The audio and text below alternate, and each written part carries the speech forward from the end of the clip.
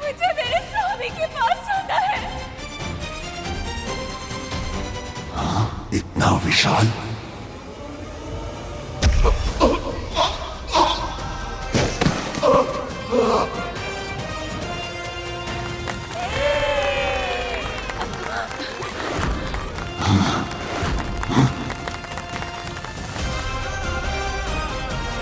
नहीं नहीं नहीं, क्षमा कर दो मुझे।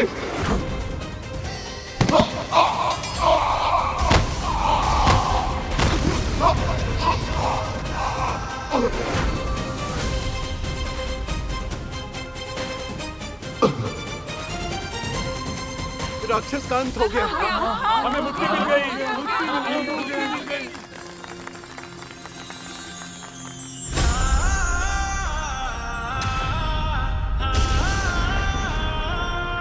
भगवान ने हमारी प्रार्थना सुन ली। हाँ, भगवान ने हमारी प्रार्थना सुन ली। भगवान स्वयं दूत बनकर आए हैं, वो देखिए।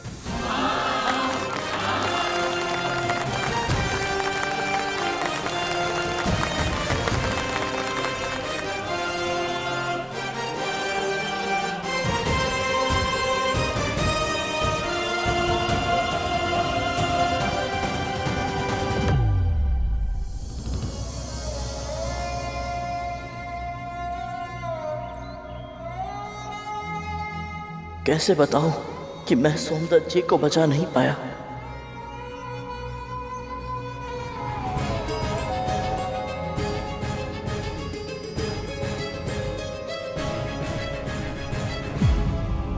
स्वामी,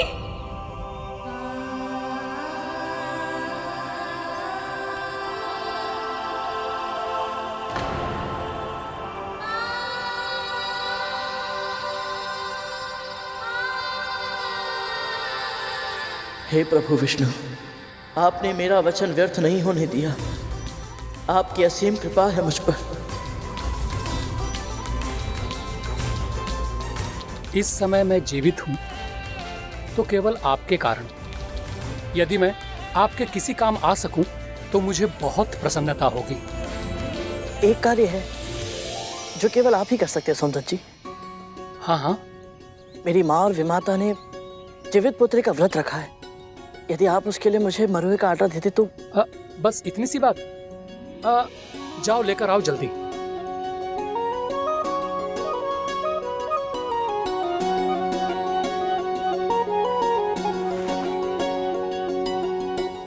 आपका बहुत बहुत धन्यवाद। आज्ञा दीजिए।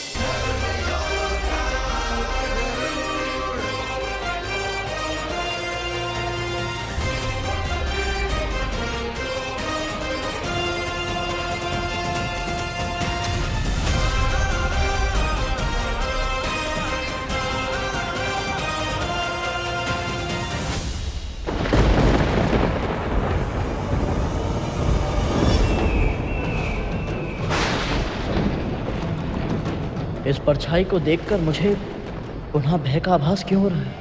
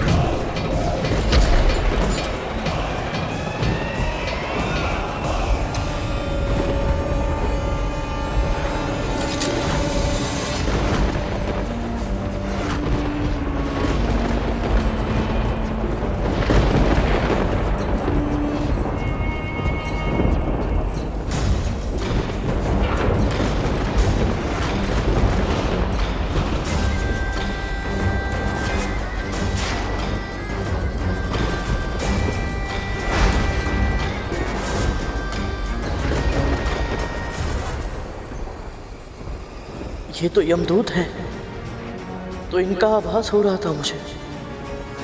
पर ये मेरा भ्रम है या सच में ये मुझे चुनौती देकर गए हैं कि शीघ्र ही ये मेरे भाइयों को भी ऐसे ही ले जाएंगे। प्रभु विष्णु, रक्षा कीजिए, मेरे भाइयों के साथ ऐसा मत होने दीजिए।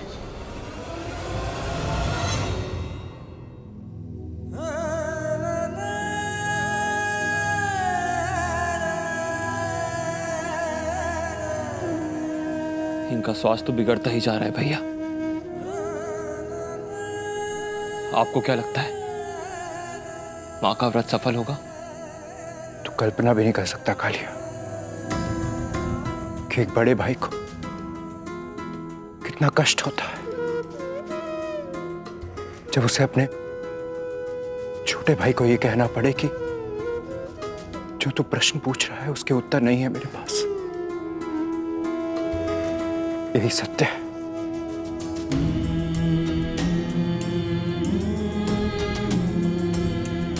कालिया,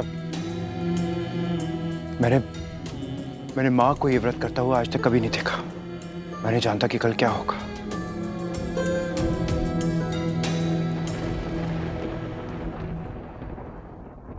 जानते हो भैया, यदि धूमल अभी बोल सकता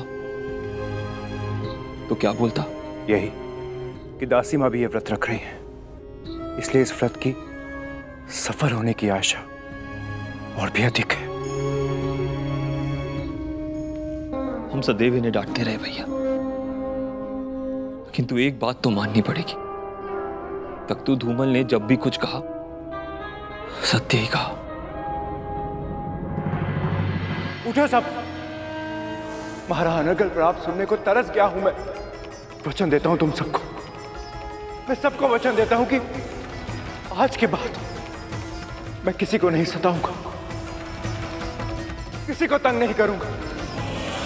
एक बार आंखें खोलो। आपका ये वचन मैं भी निभाऊंगा भैया, सबका साथ हमेशा निभाऊंगा। बस शीघ्र ही तुम सब स्वस्थ हो जाओ मेरे भाइयों, शीघ्र ही स्वस्थ हो जाओ।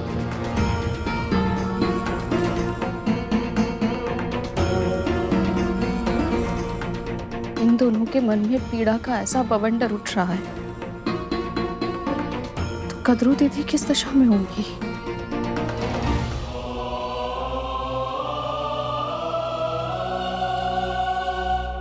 सूर्यदेव ने हमारे अरुण को अपने रथ का सारथी बना लिया है। सच? हाँ विंता, बिल्कुल सच। तुम अब प्रतिदिन अपने पुत्र की लालिमा का अनुभव कर पाओगी और वो भी तुमको देख सकेगा। मैं ये भूल गई थी कि तू यदि विंता को नित्य देखता होगा तो तेरी दृष्टि मुझ पर भी पड़ती होगी ना। विंता ने कभी दोष नहीं दिया मुझे अरुण, किंतु तेरे मन में मेरे लिए कितना आक्रोश होगा।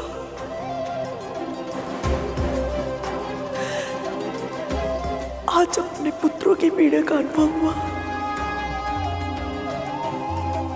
तो ना जाने क्यों मुझे तेरा स्मरण आया।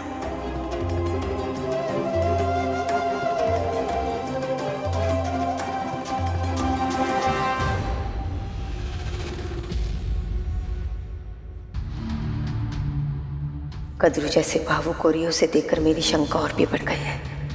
यदि इसका और विंता का व्रत सफल हो गया तो कहीं ऐसा ना हो कि ये दोनों फिर से एक हो जाए, क्योंकि ऐसा हुआ तो इसका परिणाम बहुत घातक होगा। नहीं, मैं ऐसा होने नहीं दे सकती। कुछ तो करना होगा।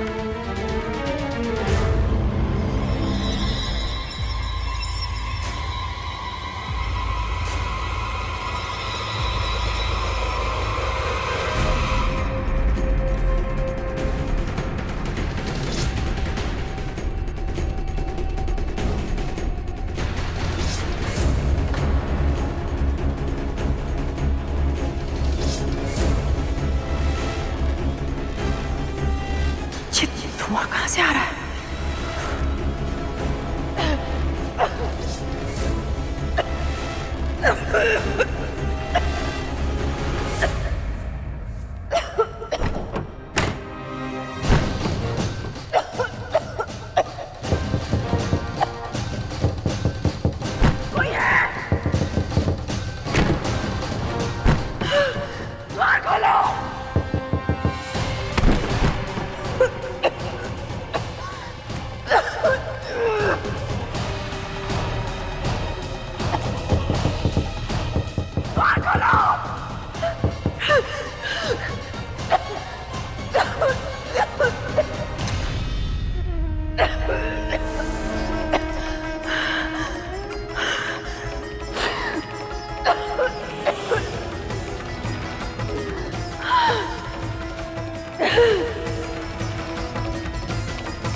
बस एक बार कद्रू जल पी ले तो इसका जीवित पुत्रिका का व्रत टूट जाएगा।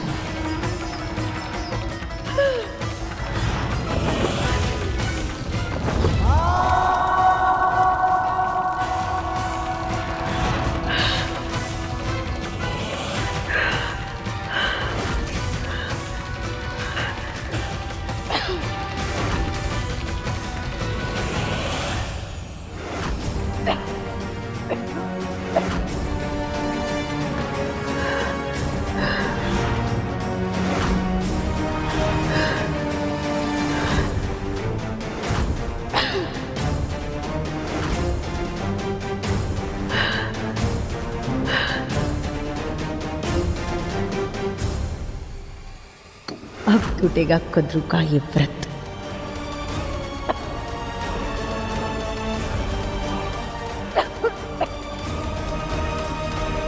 दीदी,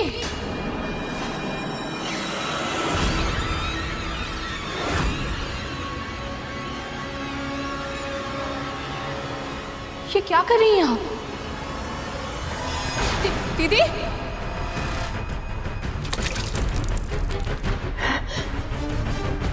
दीदी,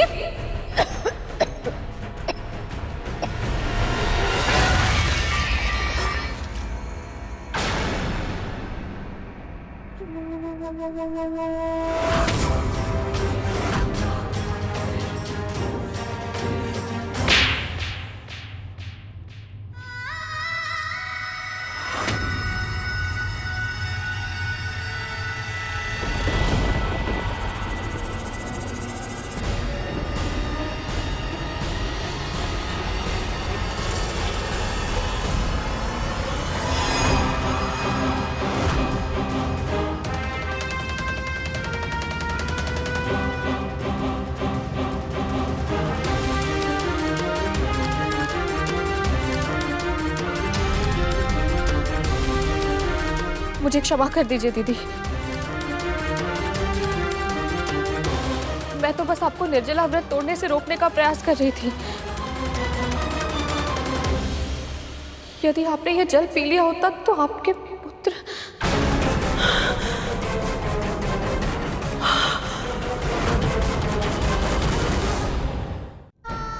निर्जला व्रत, जीवित पुत्र का व्रत, मेरे पुत्र।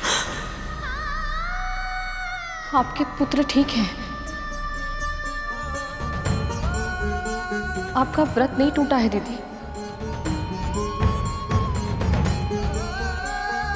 पर आप पर हाथ उठाकर आपको जो कष्ट मैंने पहुंचाया है उसके लिए मुझे क्षमा कर दीजिएगा।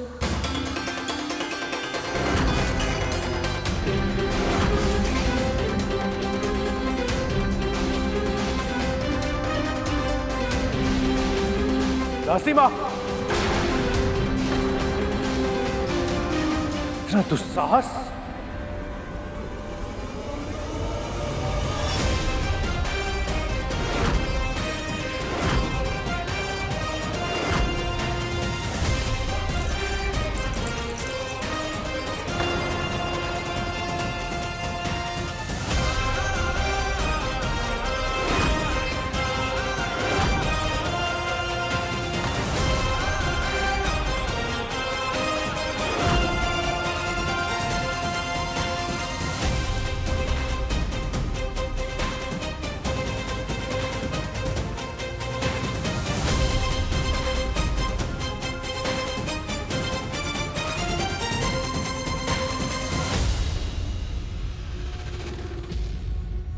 क्या लगता है तुझे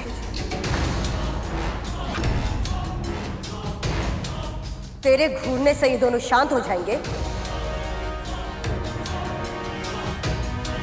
भय से दुपक कर छुप जाएंगे, वो भी तब जब तेरी माँ ने एक दासी की मर्यादा को भंग किया है। अपनी स्वामिनी को, इनकी माँ को थप्पड़ मारा है इसने। बस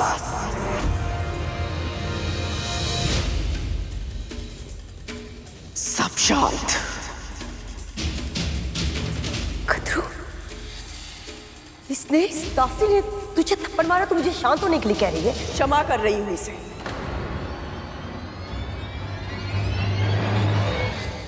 इसने मेरा व्रत टूटने से बचाया है।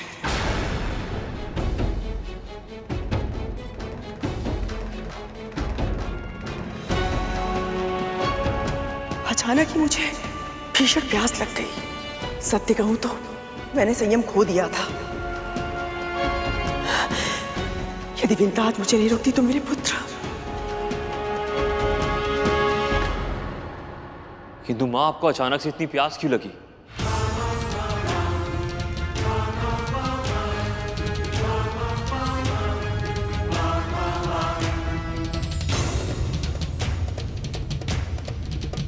इतना शीघ्र कहां चला गया? क्या माँ?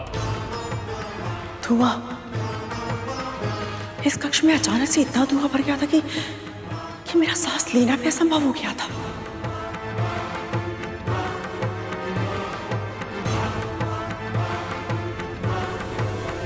और उस धुएं के कारण मुझे तीव्र खांसी हुई। खांस खांस के मेरा गला सूख गया और एक पल के लिए ऐसा लगा कि मेरे प्राण निकल जाएंगे। तभी मुझे जल दिखाई दिया और एक क्षण के लिए भूल गई मैं कि मेरा व्रत है। पर कक्ष में इतना धुआं हुआ कैसे मां?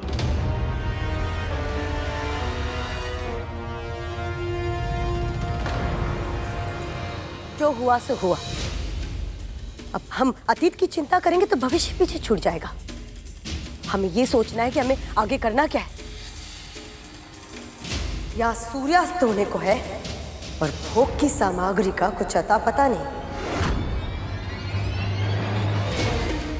क्षमा कीजिए, मुझे आने में विलंब हो गया। यह आटा लाने में सोमदत्त जी की आज्ञा आवश्यक थी और ये कार्य इतना सरल नहीं था। यह आटा ले आया, एक बार फिर हमारे ही जाल में असफल कर दिया इसने हमें। आटा लाना आसान नहीं था, ऐसा क्यों कहा इसने? आसान तो नोनी का साग भी लाना नहीं होगा, किंतु लाना पड़ेगा अंधकार होने से पहले। मैं लाऊंगा महारानी, बस बताइए मुझे कहाँ मिलेगा नोनी का साग?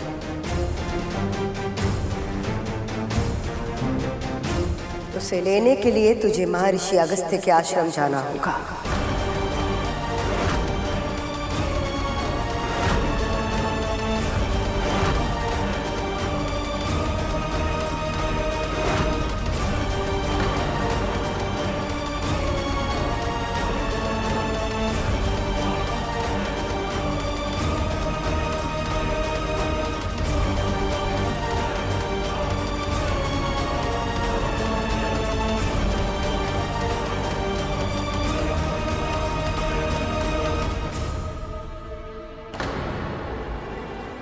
क्या बात है दीदी माँ? ये नाम सुनते ही एक माँ शंका से कांप गई और एक माँ के हाथ श्रद्धा से जुड़ गए।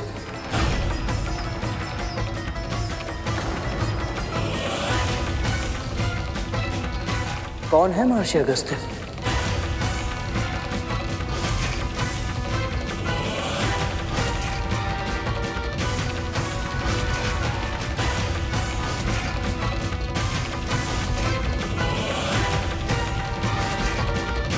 गरुड़ को ज्ञात नहीं कि ऋषि अगस्त्य कितने तेजस्वी ऋषि हैं। यदि उन्होंने इसकी परीक्षा लेनी चाहिए तो ये बहुत बड़ी मुसीबत में फंस सकता है।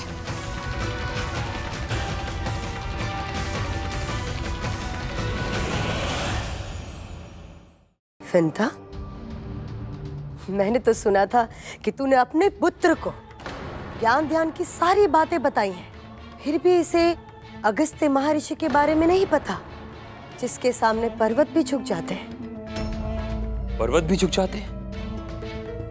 तब तो ये महर्षि सचमुच अद्भुत है। इनके बारे में बताइए ना दीदी माँ। सप्त महान ऋषियों में से एक है महर्षि अगस्त्य।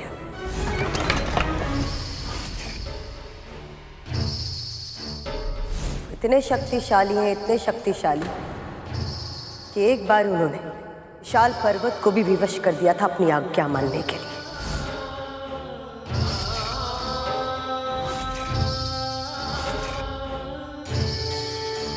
हम सब मानते हैं कि हिमालय सृष्टि का सबसे ऊंचा पर्वत है। उसका स्वभाव भी है प्रतिदिन थोड़ा थोड़ा बढ़ना। एक दिन विंध्याचल पर्वत को हिमालय से इतनी ईर्ष्या हो गई कि उसने हिमालय से भी ऊंचा होने का हठ ठान लिया और तीव्र गति से बढ़ने लगा। शीघ्र ही विंध्याचल इतना शक्तिशाली और इतना ऊंचा हो गया कि उसने संसार का भ्रमण करते ही सूर्य को रोक दिया और पृथ्वी के आधे भाग पर सदैव प्रकाश रहने लगा और शेष आधा भाग सदा सदा के लिए अंधकार में डूब गया। ऐसी स्थिति में जीवन का विनाश होने लगा। पेड़ पौधे सभी प्रकार के प्राणियों का अंत होने लगा। ऐसे में देवताओं को भीषण चिंता होने लगी और वो उपाय की खोज में ब्रह्मदेव के पास जा पहुंचे।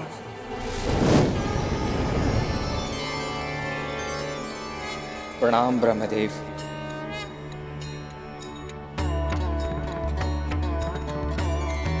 मैं तो केवल सृष्टि का सृजन करता हूं। विंध्याचल को बढ़ने से रोकना मेरे सामर्थ्य में नहीं है। ब्रह्मदेव से इच्छा पूरी नहीं हुई तो सभी देवगण विष्णु के पास जा पहुंचे। प्रणाम विष्णु जी। सृष्टि में जो होता किसी न किसी कारण से ही होता और इसीलिए आपकी समस्या का समाधान करना मेरे लिए संभव नहीं। विंध्याचल के विकास को रोकने का उपाय महादेव शिव शंकर ही कर सकते हैं। संपूर्ण ब्रह्मांड में केवल एक ही महात्मा है जो पृथ्वी पर छाए इस संकट का समाधान कर सकते हैं और वो है महर्षि अगस्त्य। आप सब उनके पास जाइए, समाधान अवश्य मिलेगा।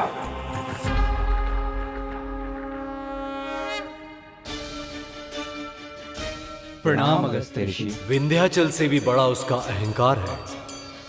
एक बार वो अहंकार समाप्त हो जाए तो आपकी समस्या अपने आप समाप्त हो जाएगी।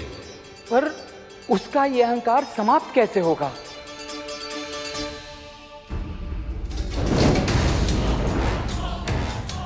कितने छोटे हैं ये सब मेरे सामने, कितने तुच्छ। ओम नमः शिवाय, ओम नमः शिवाय, ओम नमः शिवाय, ओम नमः शिवाय, ओम नमः शिवाय, ओम नमः शिवाय। मैं इतना विशाल हूं पर मेरी ओर आंख उठाकर भी नहीं देखा। ओम नमः शिवाय, ओम नमः शिवाय। अवश्य ही ये कोई बहुत सिद्ध महान ऋषि हैं। तभी तो शिव भक्ति में इतने लीन हैं कि आसपास की कोई भी वस्तु इन पर अपना प्रभाव नहीं डाल पा रही है। ओम नमः शिवाय। यदि इनका मुझे आशीर्वाद मिल जाए तो मेरा प्रभुत्व और भी अधिक बढ़ जाएगा। ओम नमः शिवाय, ओम नमः शिवाय। अभिवादन स्वीकार कीजिए महर्षि। ओम नमः शिवाय। अभिवादन स्वीकार कीजिए महर्षि।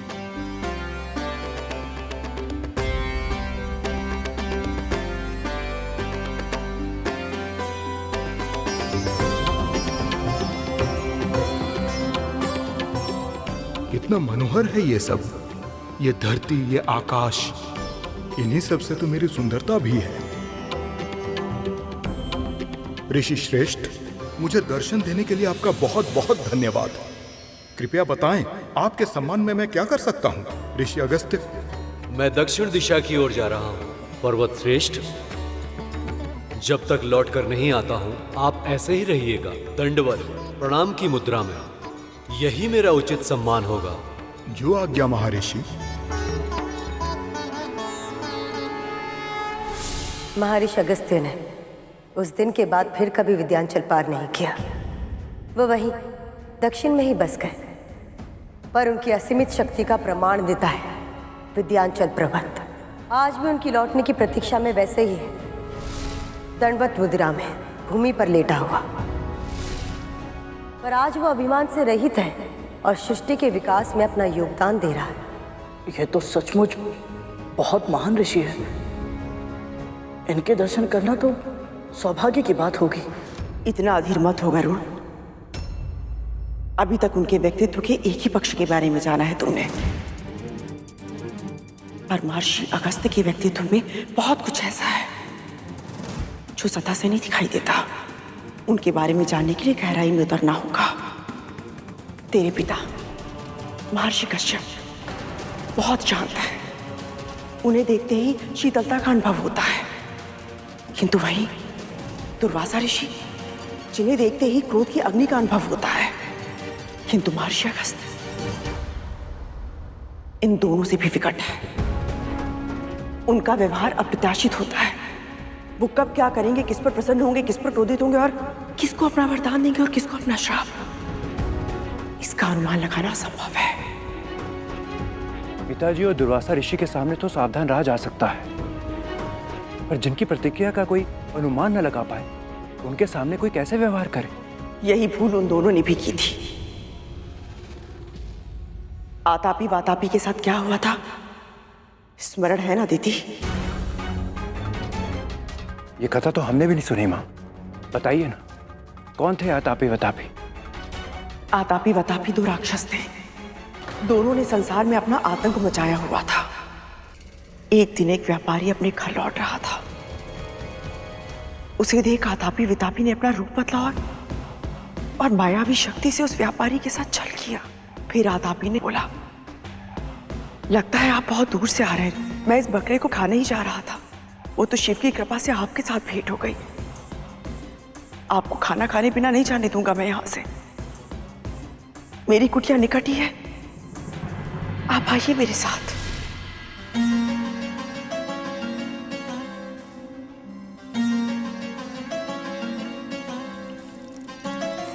भोजन बहुत ही स्वादिष्ट बनाया था आपने।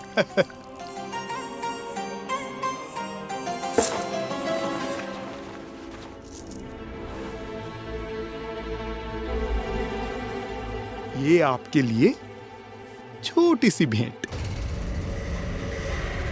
बकरा बड़ा था, भोजन स्वादिष्ट, और भेंट ये इतनी छोटी सी। वातापी, समय हो गया।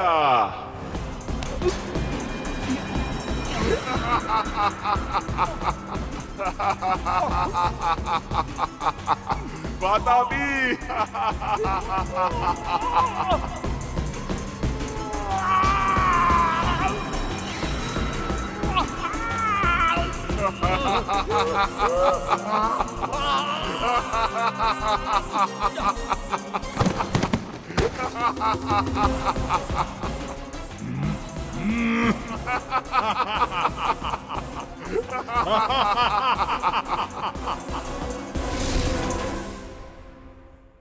ये तो विचित्र माया है। पर माँ, महर्षि अगस्त्य की कथा का इनके साथ क्या संबंध है? एक दिन महर्षि अगस्त्य भी उसी मार्ग से जा रहे थे। ओम नमः शिवाय, ओम नमः शिवाय। तभी आतापी वातापी की दृष्टि उन पर पड़ी। ओम नमः शिवाय, ओम नमः शिवाय। पल भर में उनके मन में लोभ और जीवा में पानी आ गया। ओम नमः शिवाय, ओम नमः शिवाय। आतापी वातापी आज महाभोज का आनंद उठाएंगे। ये ढोल सब पेट फाड़ेंगे और स्वाद से खा जाएंगे। लगता है बहुत दूर से आए हैं ऋषिवर। देखिए, बिन भोजन मैं आपको जाने नहीं दूंगा, निकट ही मेरी कुटिया है, तो आइए।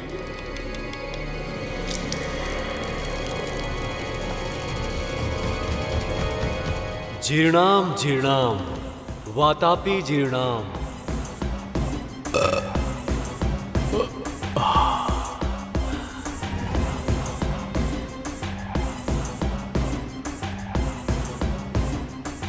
वातापी, वातापी, समय हो गया।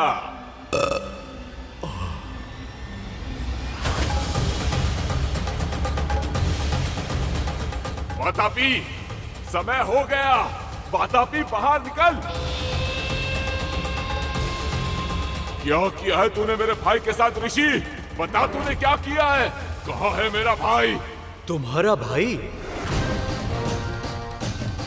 मैंने कहा था, तुमने सुना नहीं?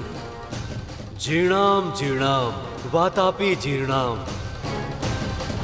इस मंत्र के उच्चारण से भारी से भारी भोजन पचा सकते हैं। तुझे इसका दंड मिलेगा।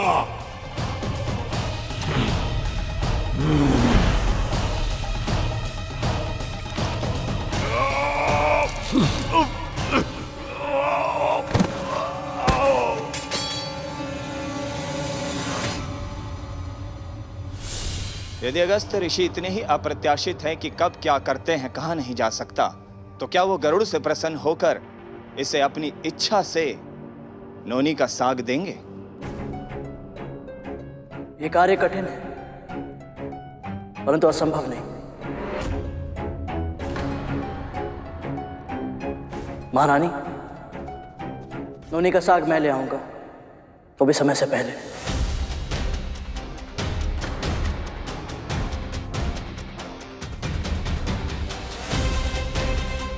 तुझे लाना ही होगा गरुड़। मेरे पुत्रों के प्राण आधर में है। अवश्य लाऊंगा महारानी, फिर चाहे मुझे अपने प्राण ही क्यों ना देने पड़े।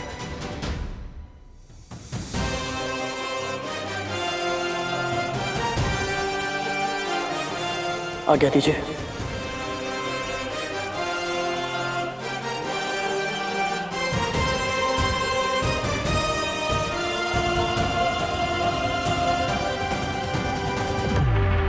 मैं गरुड़ के असफल होने की प्रतीक्षा नहीं कर सकती।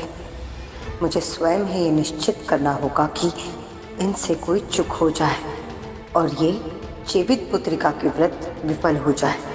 पर कैसे करूं ये? कैसे?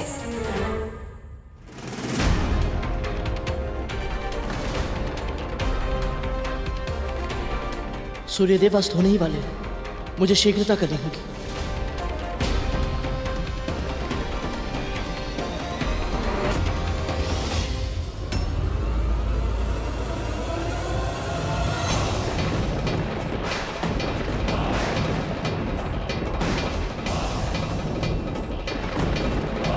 यमदूत यहाँ?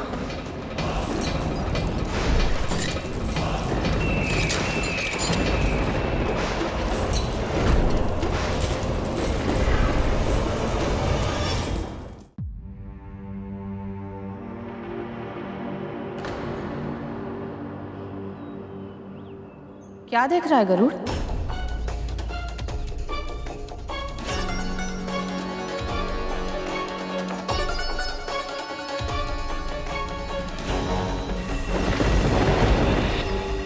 क्या हुआ? बोल। पता नहीं मां, विचित्र सा भय लग रहा है। मैं जानता हूं मैंने क्रोध में आकर अपने भाइयों को कहा था, यदि उन्होंने आप पर अत्याचार किया तो मैं उन्हें ऐसी अवस्था में पहुंचा दूंगा कि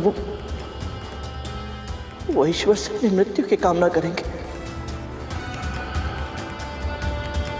और आज जब सच में उनके प्राण संकट में है तो बोले गए शब्द धनुष से छूटे तीर की तरह होते हैं गरुड़। चाहकर भी उन्हें वापस नहीं लौटाया जा सकता। पर इस समय तो इन नकारात्मक विचारों को मन में मत आने दे। अभी जो कार्य करना है उस पर ध्यान दे। सच कहूं तो इस आपदा में भी एक वरदान मिला है तुझे। हाँ गरुड़, महर्षि अगस्त्य से भेंट का अवसर किसी सौभाग्य से कम नहीं है। जब वो तेरे सामने आए ना, तो तू उन्हें दंडवत प्रणाम करना। तब तक भूमि से मत उठना जब तक वो तुझे आशीर्वाद ना दे दे। यदि उन जैसे महान ऋषि का वरद हस्त तेरे सर पर होगा तो तेरे भाइयों के साथ कोई अहित नहीं होगा। गहरी श्वास ले गरुड़, अन्य सभी चिंताओं को अपने मस्तिष्क से निकाल दे। अपने मन को विचार शून्य कर ले। केवल वर्तमान में जो कार्य करना है ना, उस पर ध्यान केंद्रित कर।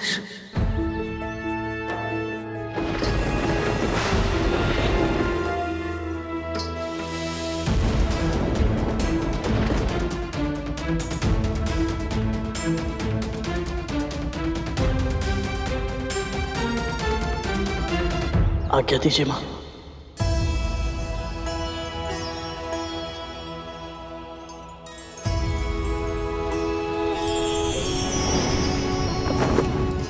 हे नारायण, इसे सफल बनाइए।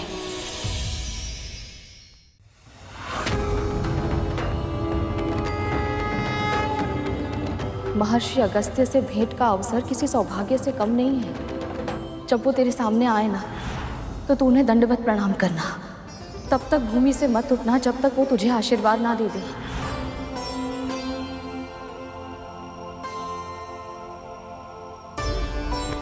प्रणाम महर्षि। उठो बालक। क्षमा कीजिए, परंतु जब तक आप अपना हाथ मेरे शीश पर आशीर्वाद के रूप में नहीं रख देते, मैं नहीं उठूंगा।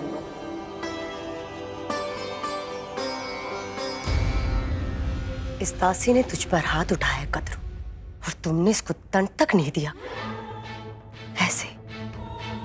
ऐसे नियंत्रित करी तुम इस विंता और उसके पुत्र को। मैं मानती हूँ कद्रू कि क्रोध ना करके तुम अपनी जीवित पुत्रिका के व्रत को व्यर्थ नहीं करना चाहती, क्योंकि तुम्हारे पास ये अंतिम उपाय है अपने पुत्रों के प्राण बचाने का। पर यदि तुम इन दोनों को उनकी मर्यादा नहीं सिखाओगी तो देखना कद्रू, ये दासी एक दिन तुम्हारे शीश पर बैठकर राज करेगी और तुम सिर्फ चुपचाप देखने के सिवाय कुछ नहीं कर पाओगी। ये स्वयं तुम्हें थप्पड़ मार सकती है। तो कल्पना करो कि भविष्य में वो अपने विशाल विकट पक्षी से क्या क्या करवाएगी। तुम हंस रही हो कद्रू? स्वर्ग में तुम्हें बहुत अच्छी नींद आती होगी ना दीदी। तुम्हें स्वप्न देखने की इतनी लत लग चुकी है कि तुम दिन में भी स्वप्न देखने लगी हो। एक तो दिवा स्वप्न, ऊपर से इतना आनंददायक। हंसू नहीं तो क्या करूं?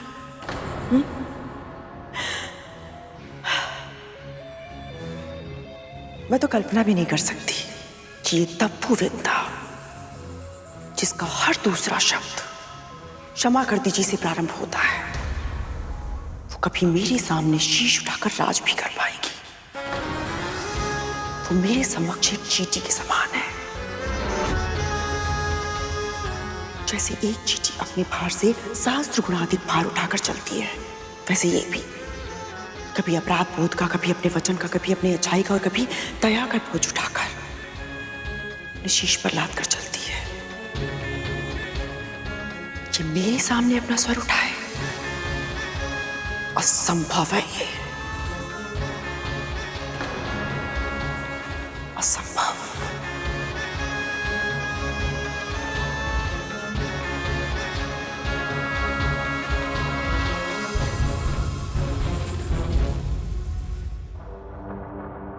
सही कहा तुमने कद्रू। ये विंता एक चींटी जैसी ही है, पर किसी चींटी को सताना, उसे मारना, ये बहुत बड़ा महापाप होता है, जिसका तुम्हें आभास भी नहीं है कद्रू। कद्रू, कद्रू, बहुत बहुत धन्यवाद ऐसा उपाय देने के लिए। अब देखना कद्रू, ये छोटी सी चींटी ही तुम्हारे इतने बड़े व्रत को कैसे भंग करती है। बड़े ही हठी बालक हो तुम। आपसे हट करने की धृष्टता तो मैं स्वप्न में भी नहीं कर सकता। ये तो मेरी माँ की आज्ञा है गुरुदेव। उनकी आज्ञा का उल्लंघन मैं कभी नहीं कर सकता।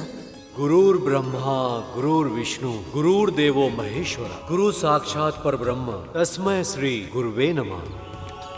जिन गुरु के आगे त्रिदेव भी सम्मान से शीश झुकाते हैं, तुम उन्हीं गुरु की आज्ञा से अधिक अपनी माँ की आज्ञा को महत्व दे रहे हो।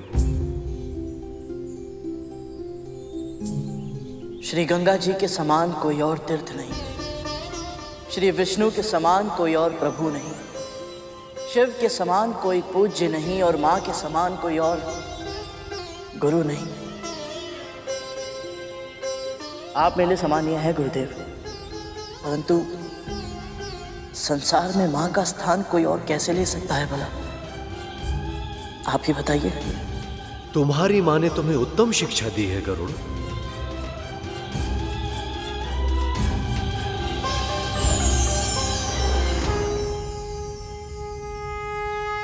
कल्याण हो गरुड़।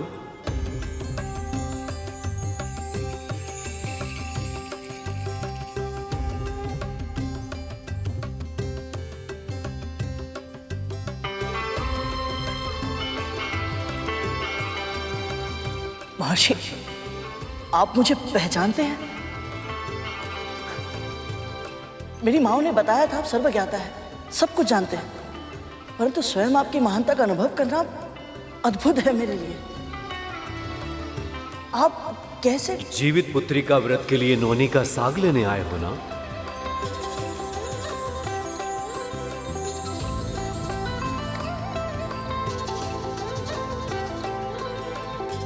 ये रहा, ले लो।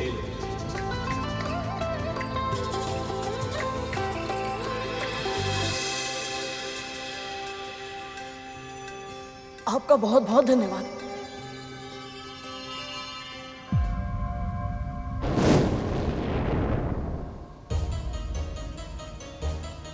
महर्षि,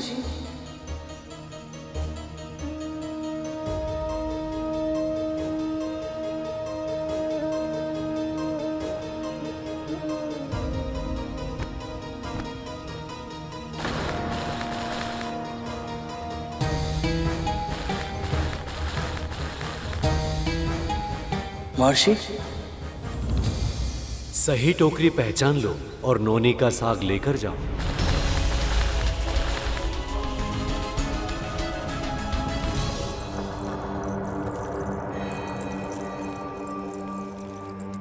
राहु, ये नाक का बिल देख रहे हो, इसमें हाथ डालो। माँ, अब मैंने क्या किया? मुझे किस दोष का दंड दे रही हैं आप? दोष, दंड? क्या कह रहे हो तुम? माँ, ये दंड ही तो है। मैं नागों के बिल में हाथ डालूंगा तो नाग डस लेंगे मुझे। नाग डसने के लिए बिल में भी तो होने चाहिए ना राहु। वो महल में है, अपने अर्धमृत भाइयों की सेवा कर रहे हैं, समझे? ओह हाँ, पर फिर ये सब क्यों? चींटियां चाहिए मुझे। हाँ, मुझे तो लगा था गोबर उठाने से अधिक विचित्र कार्य और कुछ नहीं है, पर आपने तो उससे भी अधिक विचित्र कार्य दे दिया मुझे। माँ, चींटियां क्यों चाहिए आपको? बकवास मत करो, व्यर्थ के प्रश्न पूछकर समय मत नष्ट करो। जो कह रही हूं करो, हाथ डालो। आप कह रही हैं तो, पर माँ,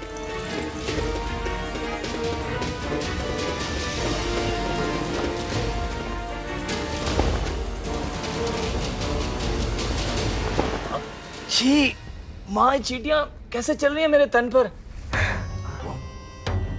माँ, ये चींटियां तो काट रही हैं।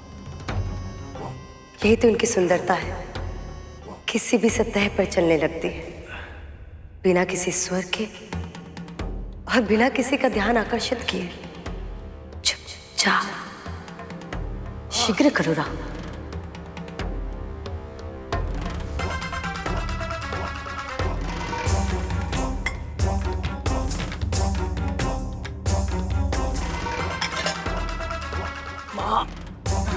पकड़ो,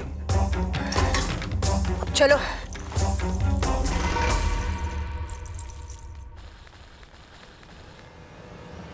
ये कैसा खेल है? महर्षि ने तो पूरी तरह से भ्रमित कर दिया।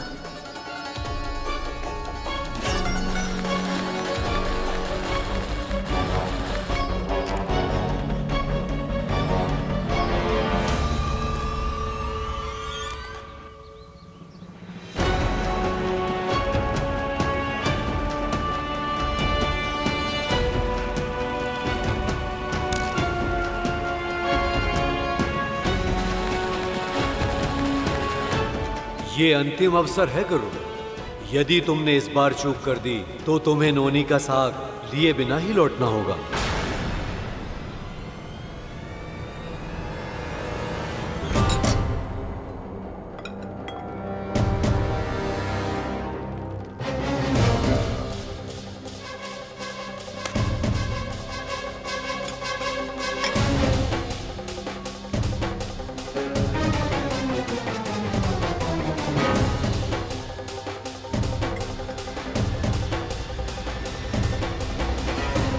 माता कद्रू के कक्ष में एक गुड़ का टुकड़ा क्यों फेंका है माँ ने?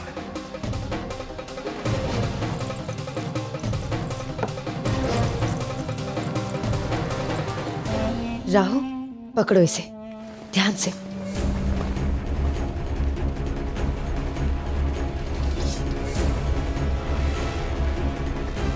अच्छा, अब समझा।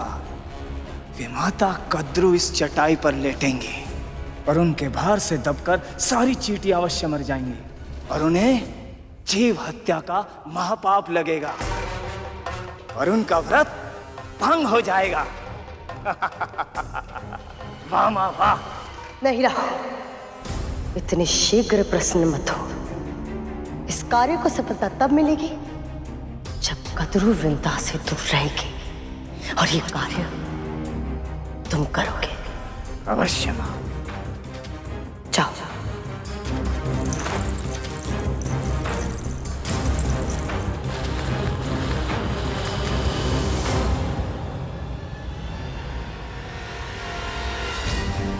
सूर्यदेव भी अब किसी भी क्षण अस्त हो जाएंगे। क्या करूं मैं? गहरी श्वास ले गरुड़। अन्य सभी चिंताओं को अपने मस्तिष्क से निकाल दे। केवल वर्तमान में जो कार्य करना है ना, उस पर ध्यान केंद्रित कर।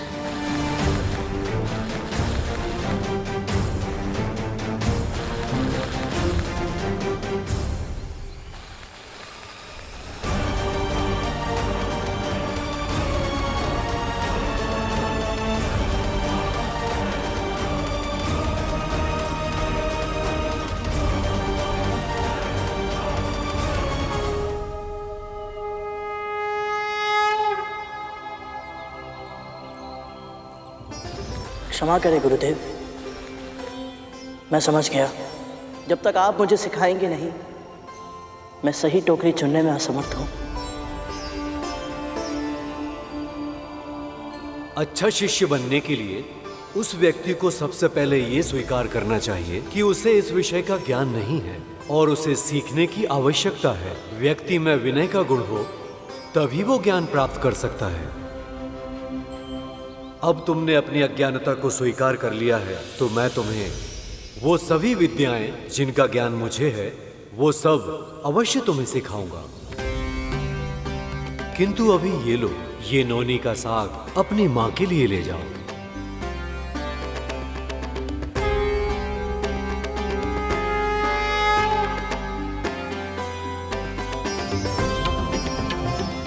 आपका बहुत बहुत धन्यवाद मौसी।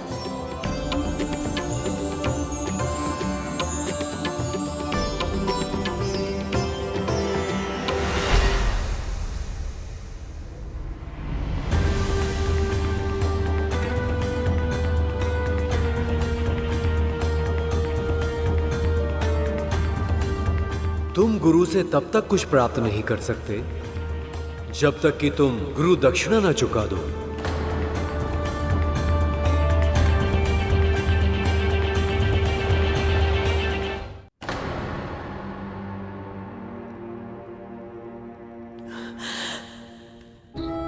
मैं जानती हूं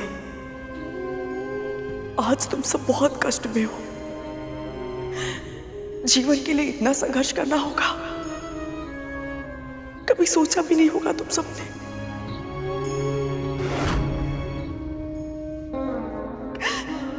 और इस संघर्ष में इतनी आसानी पीड़ा, इसकी तो कल्पना भी नहीं की होगी। किंतु स्मरण रहे, तुम सबने कद्रू की गर्भ से जन्म लिया है इस सृष्टि में आने का एक ही उद्देश्य है तुम सबका, त्रिलोक पर शासन करना। तुम सब हार नहीं मान सकते। नहीं, अपने आंतरिक बल को संचित करो मेरे पुत्रों, संचित करो। शीघ्र ही मेरा व्रत पूरा हो जाएगा, तुम सब फिर से जी उठोगे। बस तब तक के लिए। कद्रू, ये सब तुम्हें सुन नहीं सकते। पर क्यों दीदी? जब डिम्बे थे तब तो सुन लेते थे ना, फिर अब मेरा स्वर इन तक क्यों नहीं पहुंचेगा? हाँ, मैं जानती हूं अभी ये केवल मुझे उत्तर नहीं दे रहे हैं, किंतु मुझे पूरा विश्वास है ये सब मुझे सुन पा रहे होंगे। कद्रू, तुम्हारे मन में जो बवंडर उमड़ रहा है उसका अनुमान है मुझे, पर यदि तुम पीड़ा में इस तरह डूब जाओगी तो तुम्हारे पुत्र को स्थिति से बाहर निकलने के लिए जो उपाय है, तुम्हारा व्रत कैसे कर पाओगी? पूरे दिन से तुम कितना थक गई हो, तुम्हें आभास भी है नहीं ना? और कल तुम्हें ब्राह्मणों का भोज का आयोजन भी तो करना है। अब चलो कद्रू, विश्राम करो। माँ, मैं जानता हूं आपका मन विचलित है, पर माँ, तन को नींद की आवश्यकता होती है। अभी आपका व्रत समाप्त नहीं हुआ, कल आपको ऊर्जा की अधिक आवश्यकता पड़ेगी। जी माँ, अपने लिए ना सही, हमारे लिए, हमारे भाइयों के लिए स्वयं के ऊपर इतना अत्याचार मत कीजिए माँ। चलिए तनिक विश्राम कर लीजिए।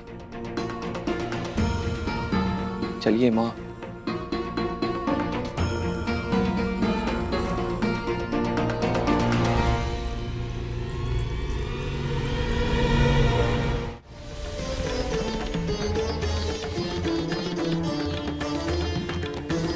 आप जैसे महान सर्वज्ञाता महर्षि को भला मैं क्या दे सकता हूं? कुछ अधिक नहीं, बस वो दे दो जो एक पक्षी को सबसे अधिक प्रिय होता है। एक पक्षी को सबसे अधिक प्रिय तो उसके पंख होते हैं।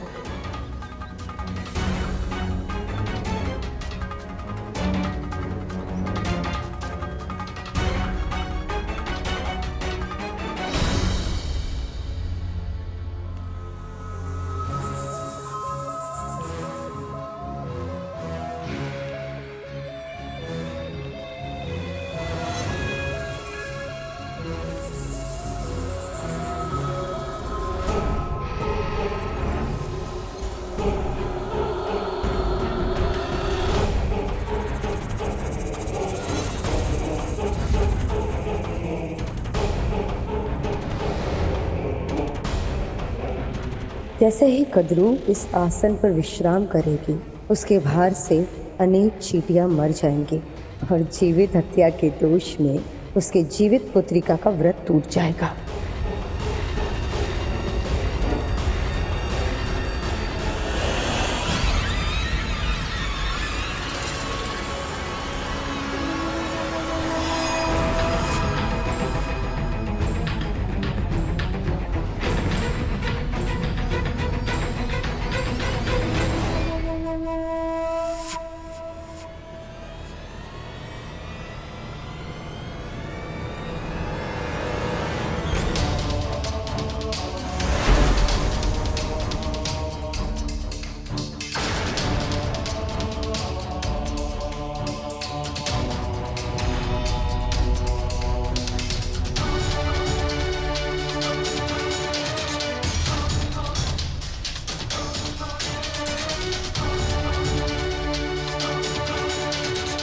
क्षमा करें महर्षि, परंतु आपकी इस आज्ञा का पालन करने में मैं असमर्थ हूं।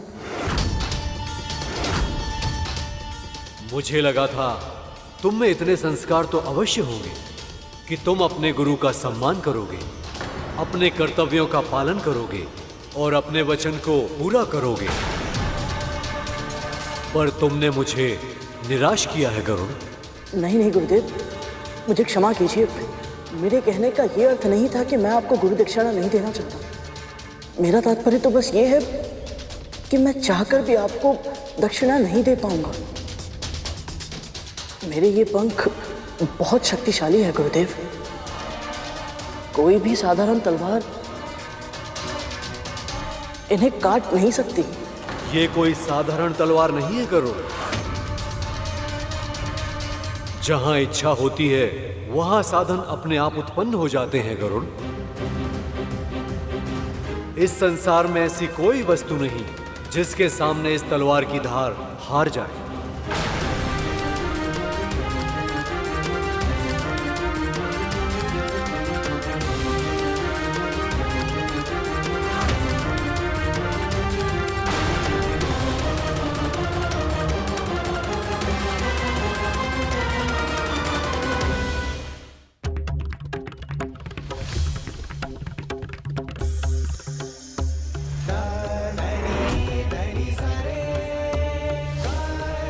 बस वो दे दो जो एक पक्षी को सबसे अधिक प्रिय होता है।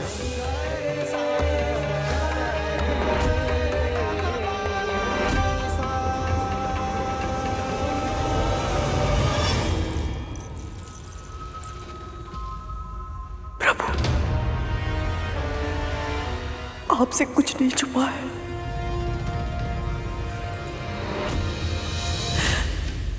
आप स्वयं जानते हैं कि ये व्रत मैंने बहुत मन से किया है। यदि भूल से भी कोई भूल हो गई हो तो मुझे क्षमा कर देना। मैं जानती हूँ आपके प्रति मेरी श्रद्धा में कोई कमी रह गई है, किंतु विंता तो आपकी परम भक्त है ना प्रभु। वो भी मेरे पुत्रों के लिए प्रार्थना कर रही है, उसने भी व्रत रखा है। विंता की पुकार सुन लीजिए प्रभु, सुन लीजिए।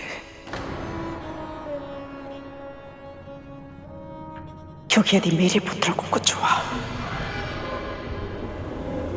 तो उसका भी पुत्र जीवित नहीं रहेगा। कद्रू,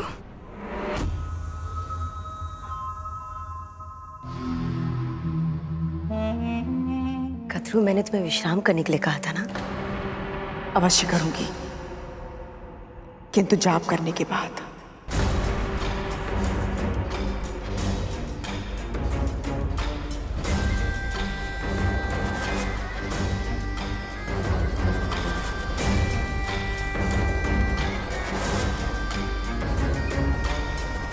एक बार दिखाती हूँ कद्रू दीदी को। जाप कितनी बार करोगे? 108 बार। 108 बार? कम है ना 108 बार? 1008 बार करूंगी।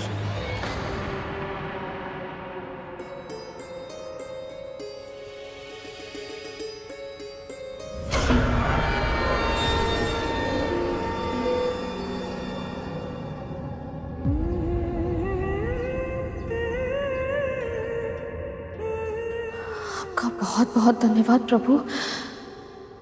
आपने मुझे जीव हत्या का महापाप करने से रोक लिया। पर ये इतनी सारी चींटियां।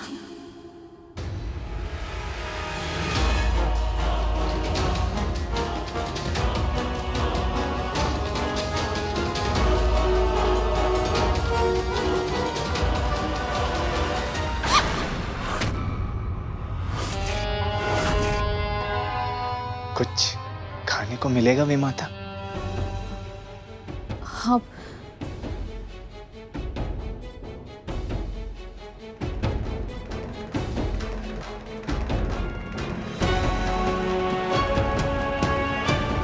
बस अब किसी भी पल चींटियों की जीव हत्या के दोष से कद्रू का व्रत टूट जाएगा।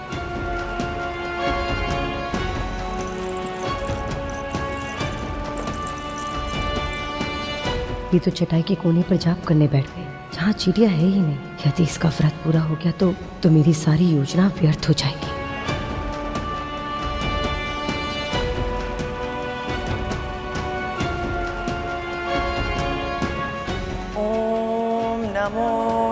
नारायणाय नमः। ओम नमो नारायणाय नमः।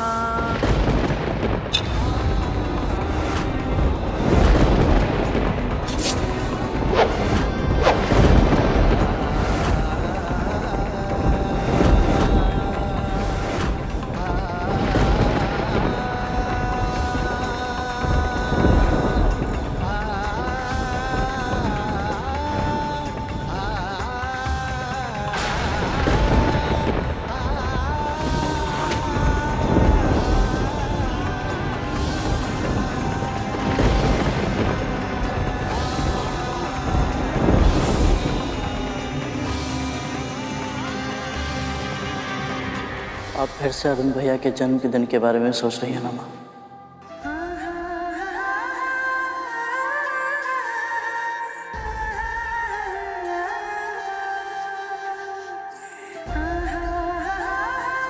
कभी कभी जब मैं अरुण को देखती हूँ, मुझ में जो कुछ भी बुरा है वो सब जैसे बांध तोड़कर बाहर आ जाता है। उसे जब देखती हूँ तो मेरे सारे दोष मेरे सामने आकर मुझे सत्य का दर्पण दिखाते हैं। कहते हैं, देख विंता, तेरे कारण तेरे पुत्र को अर्धविकसित अवस्था में जन्म लेने पर विवश होना पड़ा। पर फिर जब पलटकर तुझे देखती हूँ तो लगता है कि इस जीवन में कुछ पुण्य तो अवश्य किए होंगे मैंने, जो तेरे जैसे संपूर्ण, संस्कारी, बुद्धिशाली और बुद्धिमान पुत्र की माँ कहलाने का सौभाग्य प्राप्त हुआ है मुझे। जब तुझे देखती हूँ ना गरुड़, तो ये जीवन मुझे एक उत्सव लगता है। जब तू अपने ये पंख फैलाकर आकाश में उड़ान भरता है ना, तो मेरी आत्मा विस्तार पा जाती है। ऐसा लगता है मुझे कि स्वयं प्रभु विष्णु के चरण छू रही हूँ मैं।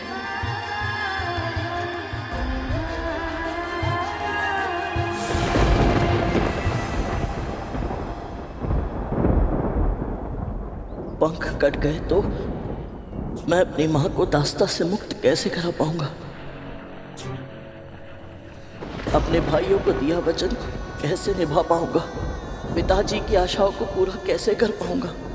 और सबसे आवश्यक तो ये है कि बिना पंखों के मैं समय से पहले महल कैसे पहुंच पाऊंगा, ताकि मेरी दोनों माँओं का व्रत सफलतापूर्वक पूरा हो जाए और मेरे नाग भाइयों के प्राणों की रक्षा हो पाए।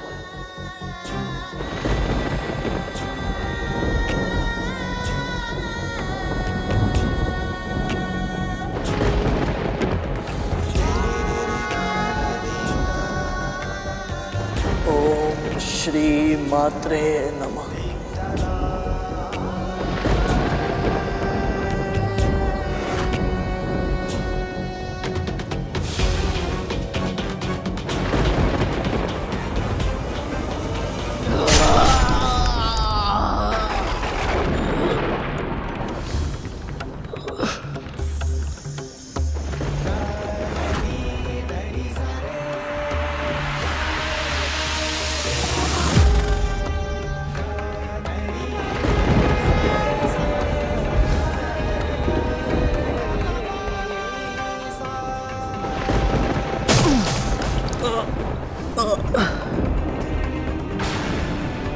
हे नारायण, मुझे अचानक इतनी पीड़ा क्यों हो रही है? कहीं मेरा पुत्र किसी संकट में तो नहीं?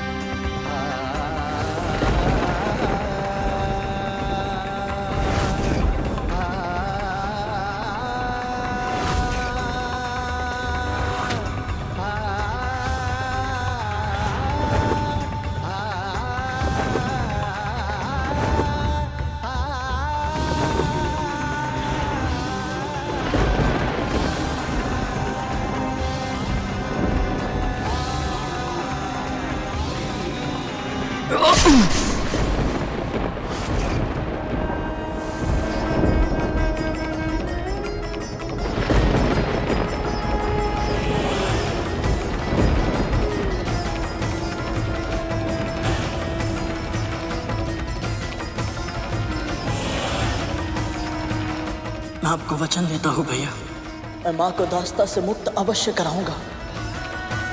वचन देता हूँ मैं।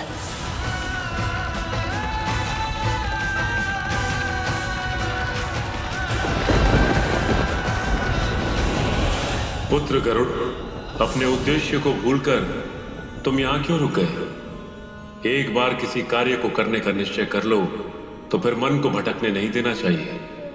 जाओ और अपने लक्ष्य को पूरा करो।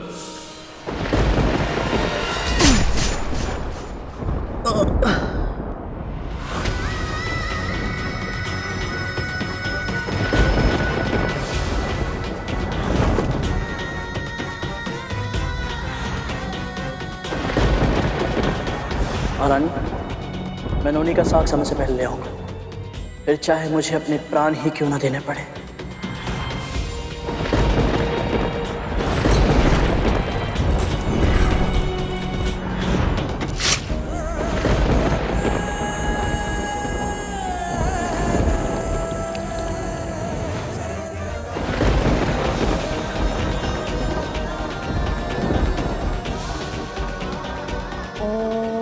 नमो नारायणाय नमः। कैसे कर पाऊंगा मैं ये सब? कैसे? परंतु गुरु दक्षिणा तो देनी ही होगी। गुरु का ऋण ना चुकाने का महापाप नहीं करूंगा मैं। अपने भाइयों के प्राणों की रक्षा और शिष्य धर्म का पालन करने के लिए तुम अपने पंखों का त्याग कर रहे हो। इतना बड़ा बलिदान, धन्य हो तुम गरुड़।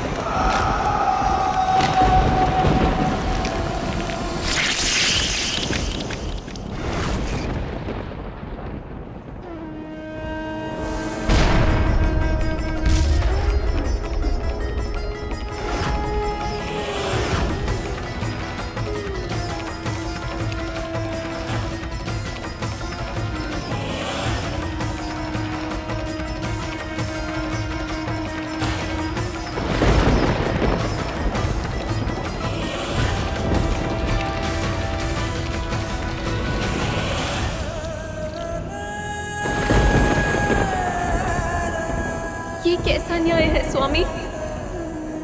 विंता ने पिछले जन्म में ऐसे कौन से पाप किए थे कि उसके एक पुत्र का पांव नहीं है और अब दूसरे पुत्र के पंख भी नहीं रहे।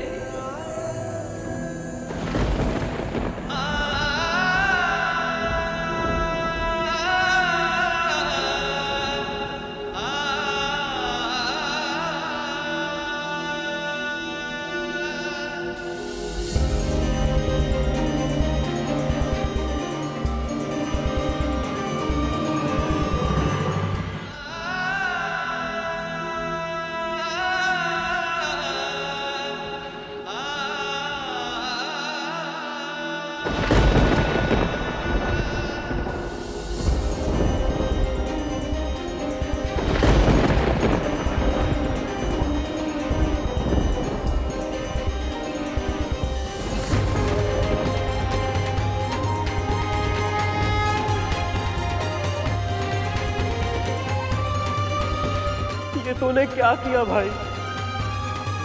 अब हमारी माँ को उनके कष्टों से मुक्त कैसे करवाएगा तू?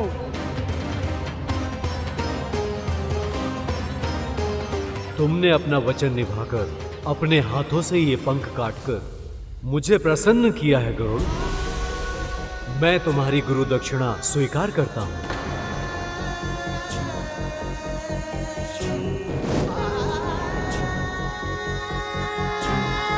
ये लो, ये नोनी का साग ले जाओ और अपने भाइयों के जीवन की रक्षा करो गरुड़।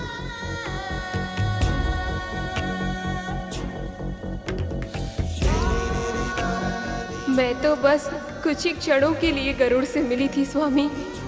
केवल कुछ समय के लिए भाभी माँ सुना था मैंने। इसकी भाभी माँ होने का अनुभव किया था और फिर भी इसे इस दशा में देखकर मेरा हृदय फटा जा रहा है। तो इसकी माँ जब इसे ऐसे बिना पंखों के रक्त से सना हुआ देखेगी तो उनकी क्या दशा होगी स्वामी?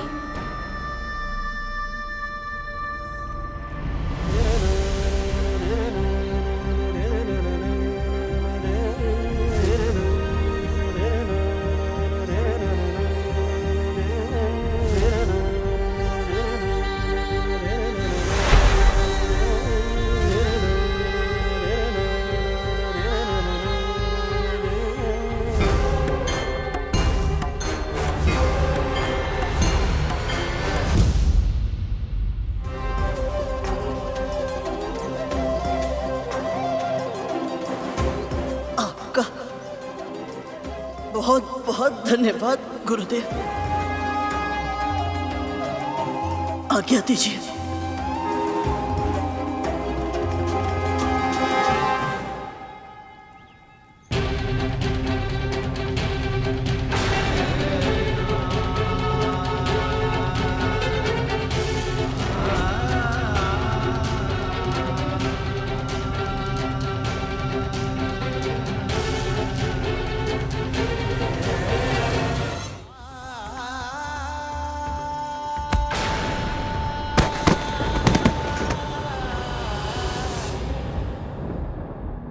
मैं जानता हूं कि मुझे सांसारिक घटनाओं से स्वयं को तटस्थ रखना है, किंतु गरुड़ की यह पीड़ा मुझसे देखी नहीं जा रही। पंख कटने से जितनी पीड़ा उसके तन को हो रही, उससे कई अधिक पीड़ा उसका मन सह रहा कि अब वो अपने नाग भाइयों के जीवन की रक्षा कैसे करेगा। जिन नागों ने मां कद्रू ने इसे और इसकी मां को इतने कष्ट पहुंचाए, ये उनके कष्ट के लिए व्याकुल हो रहा है जो सदैव परोपकार की भावना अपने मन में रखता है। महर्षि अगस्त्य उनके साथ इतने कठोर कैसे हो सकते हैं? प्रभु, गरुड़ के पंख ही नहीं रहेंगे तो केवल विंता मां का ही नहीं, सभी भक्तों का अपने ईश्वर से विश्वास उठ जाएगा। हे प्रभु विष्णु, हे नारायण, ये कैसी लीला है आपकी।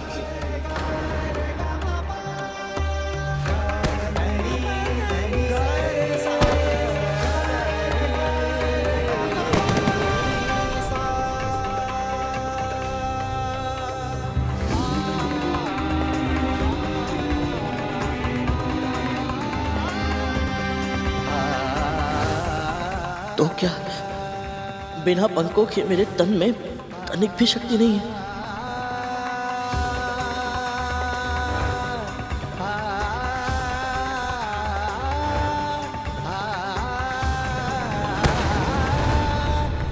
एक पक्षी को उसके पंख इसीलिए सबसे अधिक प्रिय होते हैं क्योंकि उसमें उसके प्राण बसते हैं।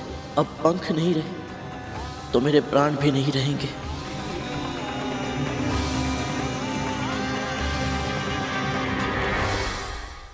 क्षमा कीजिएगा माँ, आपका गरुड़ आपको दिया वचन पूरा नहीं कर पा।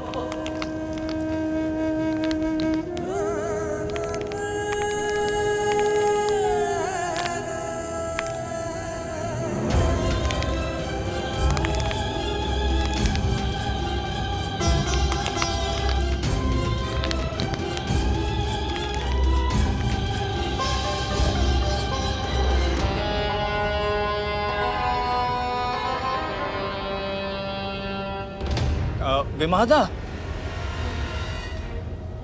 और भोजन दीजिए ना।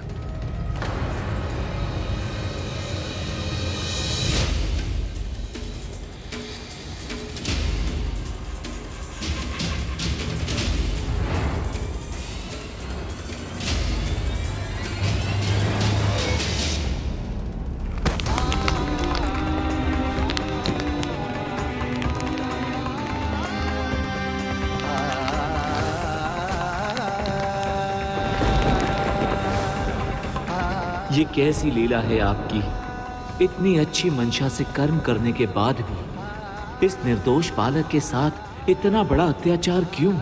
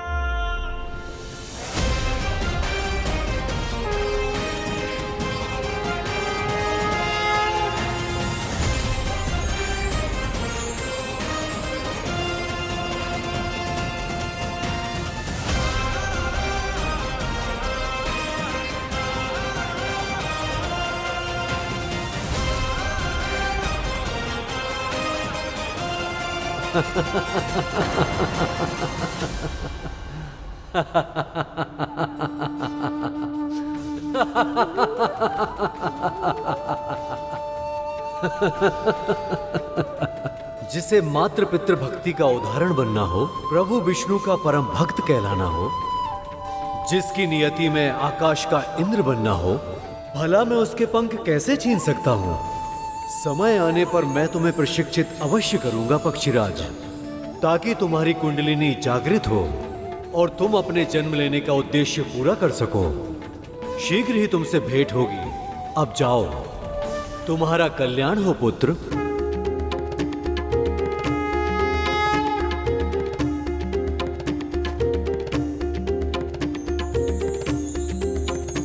यशस्वी होगा।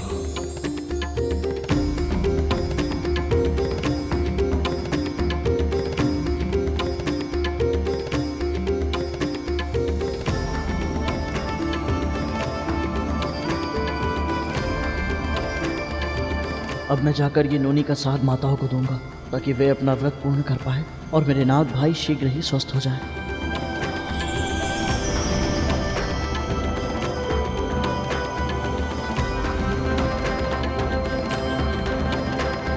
ओम नमो नारायणाय नमः। ओम नमो नारायणाय नमः। ओम नमो नारायणाय नमः। गुड़ को कतरू के निकट कर देती हूँ ताकि चींटियाँ भी उसके निकट चली जाए।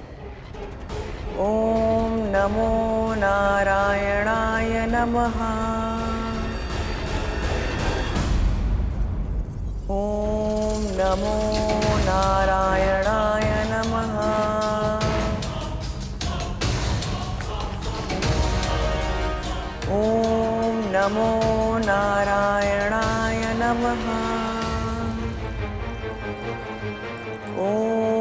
नमो नारायणाय नमः।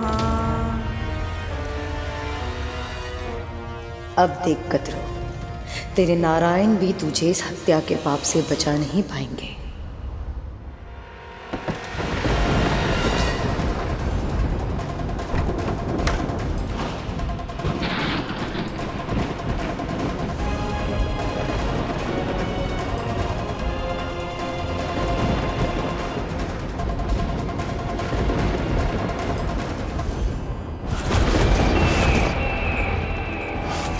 ये तो यमदूत है। तो क्या ये मेरे भाइयों के प्राण हरने आए हैं?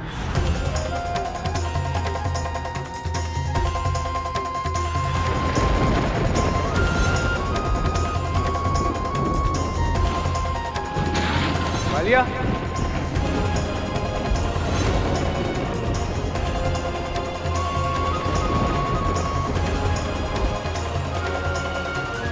क्या हुआ तुझे? तू अकेला क्यों खड़ा है? ये तेरी आंखों में आंसू। भैया मुझे लगता है हमारे भाई नहीं रहे। क्या बोल रहा है तू? भैया मुझे आभास हो रहा है कि हमारे भाई नहीं रहे। माँ जितने भी जब तब व्रत रख ले,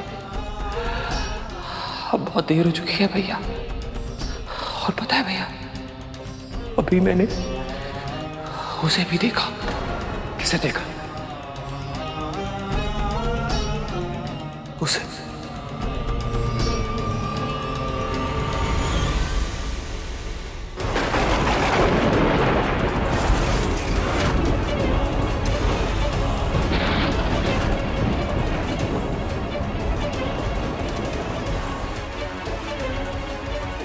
भैया, अक्षत भैया, भैया इतने क्षण बीत चुके हैं, हमारे भाइयों ने अपनी पलकें भी नहीं झपकाई है। कहीं ऐसा तो नहीं हमारे भाई? नहीं कालिया, कुछ नहीं हुआ है कालिया। मुझे विश्वास है, अभी समय है,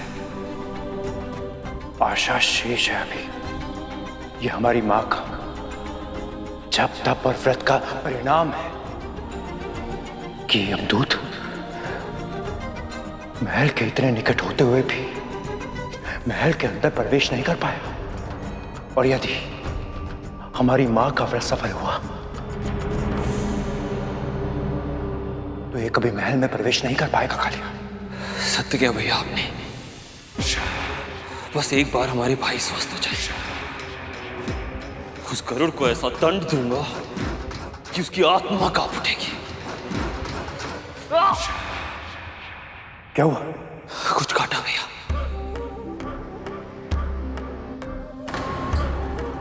लगता है किसी चींटी ने काटा है। नहीं कालिया, नहीं। यदि तूने जीव हत्या की तो इस चींटी के प्राण लेने के लिए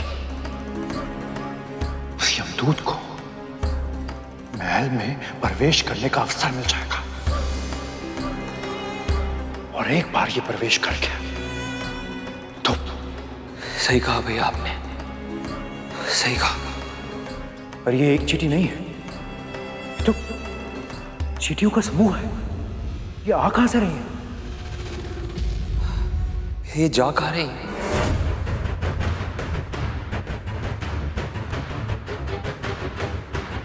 ओम नमो नारायणाय नमः। ओम नमो नारायणाय नमः। ओम नमो नारायणाय नमः।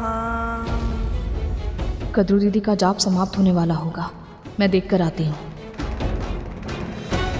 माता कहाँ जा रहे हैं? और भोजन दीजिए ना।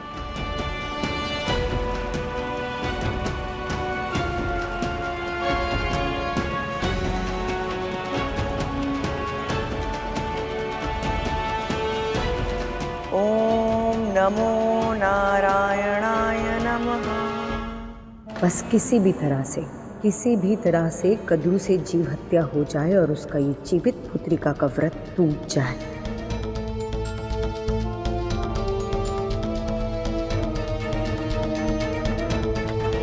अब तुम विश्राम करो।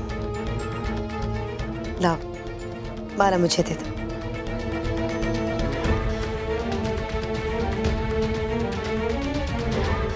ये तो माँ के कक्ष की ओर जा रही है।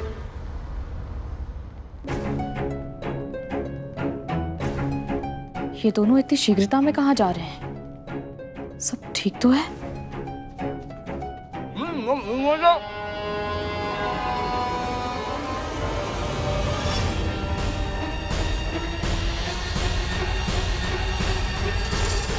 नहीं माँ, रुको।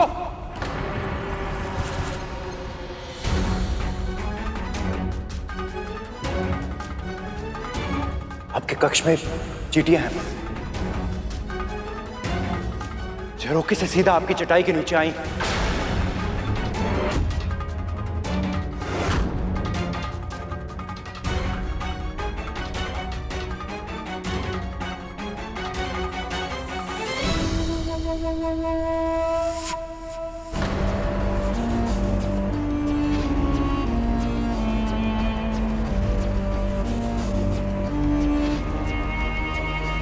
मेरी योजना सफल होने ही वाली थी कि इन दोनों ने आकर अंतिम समय में मेरा सारा खेल बिगाड़ दिया।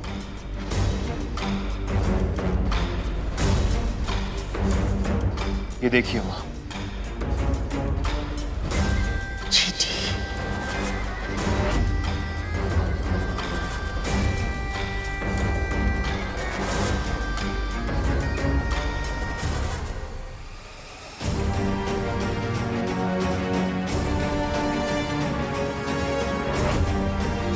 मेरे पुत्रों को चींटियां इतनी दूर से दिखाई दे गई, किंतु तुम्हें यहाँ होते हुए भी नहीं दिखाई थी।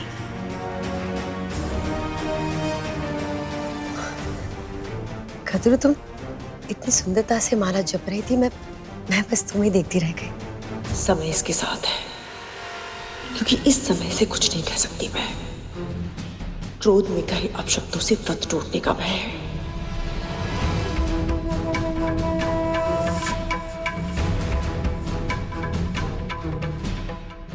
विंता, चींटियों को संभालते हुए इस कक्ष को स्वच्छ कर दो।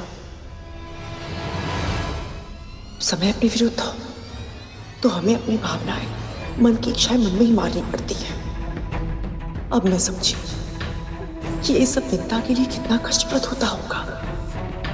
और एक बार मेरे पुत्र स्वस्थ हो जाए, फिर मैं दीदी का भी ऋण चुकता करूंगी और गरुड़ का भी।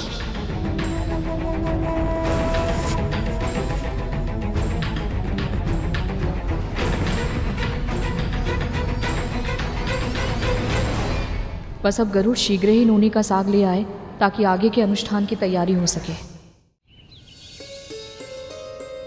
महारानी, ये लीजिए नोनी का साग।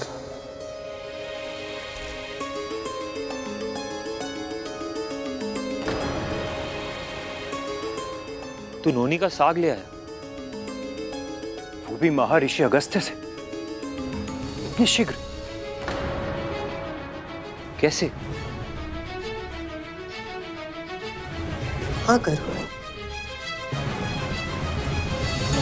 इतना कठिन कार्य तूने इतनी आसानी से कैसे कर लिया? मैं तो केवल माध्यम हूं। सत्य तो यह है कि मेरे साथ दोनों माओं की व्रत की शक्ति है, इसीलिए सभी कार्य समय पर हो पा रहे हैं।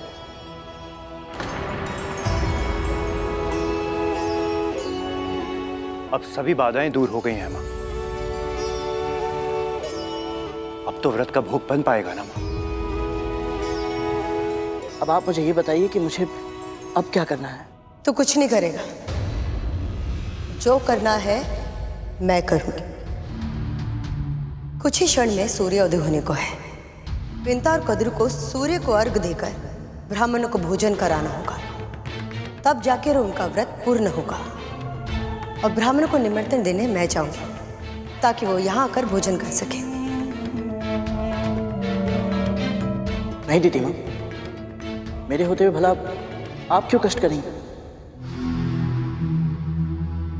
निमंत्रण मैं दे आता हूं। अभी नोनी का साग लाते समय निकट ही नदी के किनारे मैंने बहुत बड़े ऋषि और उनके शिष्यों को देखा था। बस बस बस, तू कहीं नहीं जाएगा। मैं जाऊंगी ब्राह्मणों को निमंत्रण देने।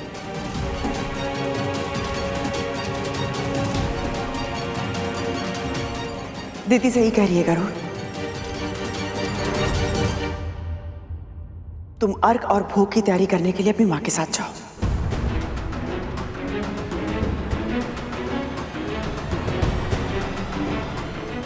चल गरुड़।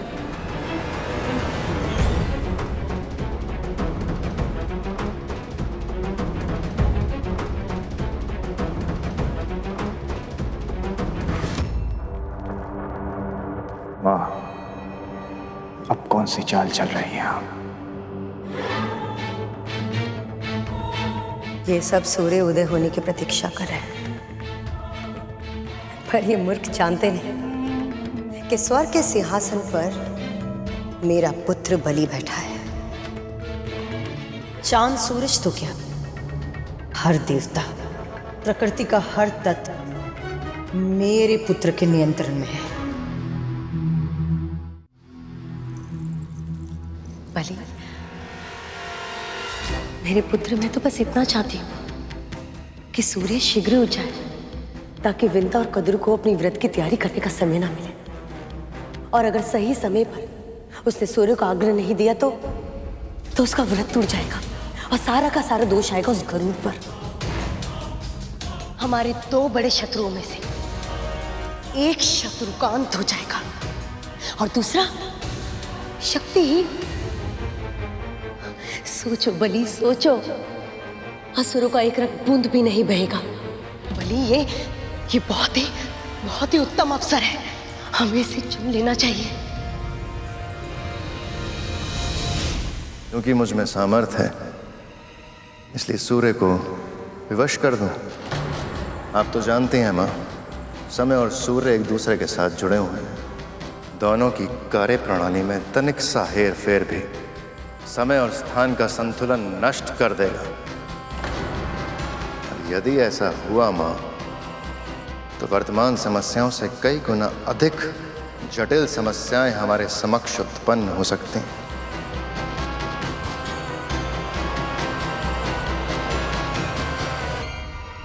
तुम बहुत सोचते हो बलि, बहुत सोचते हो, दूसरों के बारे में स्वयं से ज्यादा। कभी कभी तो मुझे लगता है कि तुम्हें सारे गुण केवल अपने पिता के, अपनी मां का एक भी गुण नहीं है तुम में।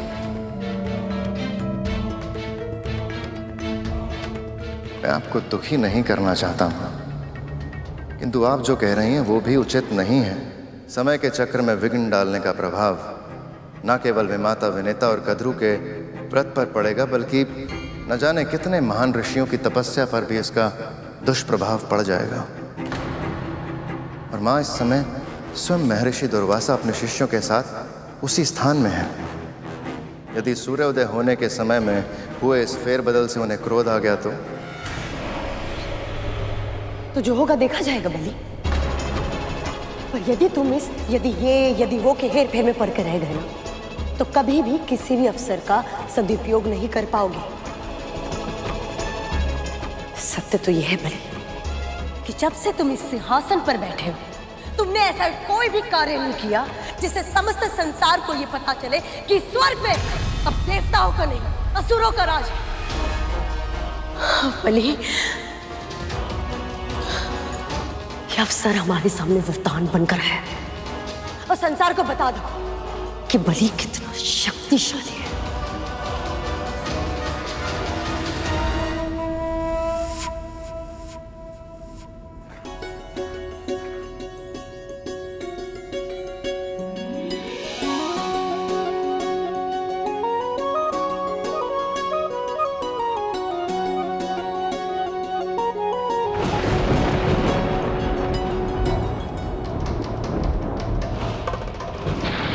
यमदूत यहाँ?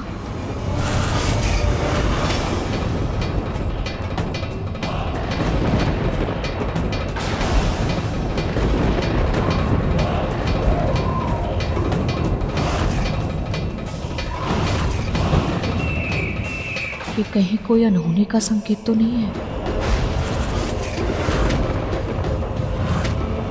अभी तो व्रत भी संपन्न नहीं हुआ। इनका आना कहीं घायल नागों के प्राणों पर संकट तो नहीं?